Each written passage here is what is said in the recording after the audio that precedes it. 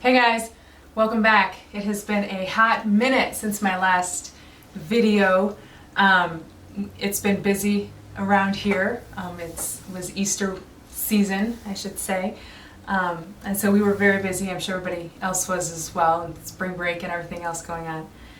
But I wanted to jump back on today and get right back into it. There's lots to talk about. Make sure that you like and subscribe to this channel and that you hit the little notification bell so that you get notified whenever a new video comes on. So, when I set out to do this YouTube channel, it was not meant to be inherently political. I am political and I like to, be in the know and know what's going on all the times, but I don't necessarily want to always talk about it. But this channel has sort of become an outlet for me to do so. I do have a blog and I'm getting ready to start a podcast that are not political. So that's something else that we can tackle another time. But as far as for now, this is sort of what this has become. That being said, with everything going on in the world today, how do you choose, one thing to talk about? Because this is not a political talk show. This is, what would be equivalent to a 10 or 15 minute, op-ed piece, video style, if you will. So that kind of leaves me with some decisions to make on what to talk about and what I want to say first, But there's so much that has become political that should have just stayed in its lane.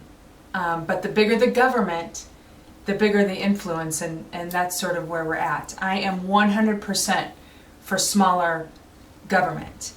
I love our Constitution, and I feel like it does a great job of ruling the law of our land.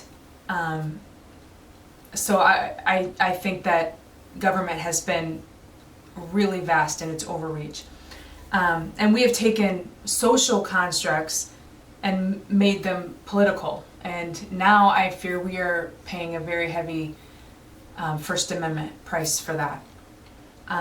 But the latest is Major League Baseball, America's pastime, right? We're coming up on summer, and they're the boys of summer, right? And I think every game or every team now has had its opening game, or it is this week anyway.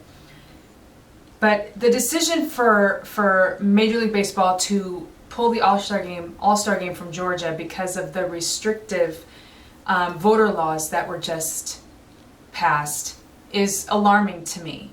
I have not read the bill that Governor Kemp signed, so I can't comment on its content. I'm not going to, because I don't know necessarily all that it says. I do know some things. I will, however, comment on the decision by Commissioner Manfred of the Major League Baseball entity, if you will, after being influenced by the White House to pull the game. First of all,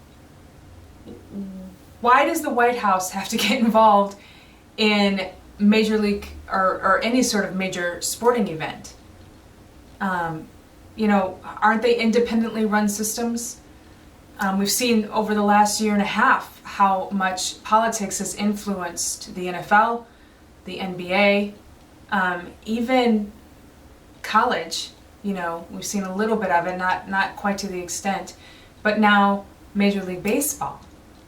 The Masters, which is, one of golf's heavy hitters, is set to start this Thursday at Augusta. For those of you who may not know, Augusta is in Georgia. So where do we draw the line? Golf has not pulled the majors from Augusta. Secondly, what about all of the other games played in Georgia for baseball? In case you're not aware, also, Atlanta has the Atlanta Braves. Now, we can start down a road of why they're still called the Atlanta Braves, but we won't. If we're changing names of things that people find offensive, but we won't. But what about them playing games in Georgia? What about when they play teams away in states that have voter ID laws. Where does it end? And who decides? And herein lies the problem. So do we boycott the whole Major League Baseball, all the baseball games now? Or do we just boycott the All-Star game, which would be a shame? What about the hundreds of millions of dollars that would have gone back into the economy? Government shut down our economy over the last year.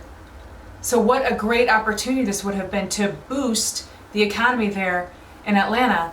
And instead, we're playing politics with baseball. So the things that the government should be worried about, like the economy, they're not. And the things that really don't concern them at all, they're neck deep in. So, kind of what does all of this mean? Bigger does not equal better. Often, more times than not, bigger equals lack of restraint and control. We are, in fact, on an out-of-control train headed right for our Constitution. And I'm not sure how to stop a fast-moving, out-of-control train. I know that resistance is what will slow it down. We still have a choice. We still have the right to live free in this country. You still have the right to weigh the convictions that are on your heart and decide how you are going to live. That's resistance. That is how we're going to slow down an out-of-control freight train. 60 Minutes used to be somewhat of a reputable news magazine, that hour on Sunday nights. And I watched it really for the first time in a really long time when they aired the Meghan Markle and Prince Harry interview with Oprah a few weeks back. And I realized then what I've come to know about journalism over the past year is that there really isn't journalism anymore. Not the way we've known it, not the way I grew up on it, not the way we've come to appreciate it and be able to trust it. It just doesn't happen. But after watching parts of the interview they did, or the story I should say they did about Governor Ron DeSantis from Florida, there is no longer any doubt in my mind. There is absolutely no journalistic integrity.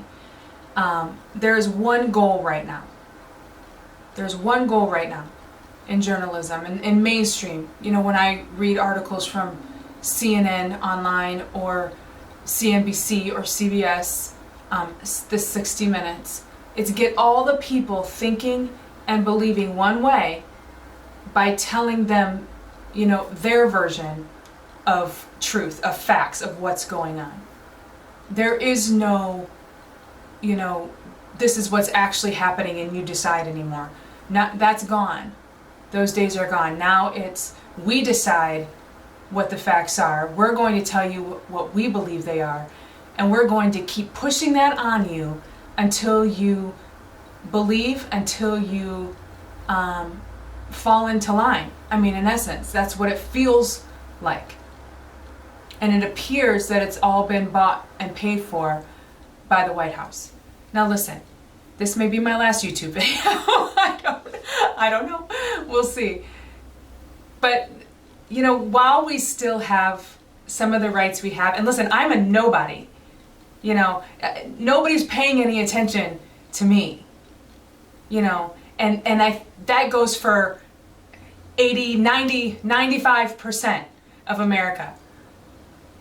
So if the 95% of us that nobody's really paying attention to start to say, you know what, we're freer than this. We do have rights, and it doesn't have to be this way. We can still think for ourselves, and we can still believe how we want. We can still process facts.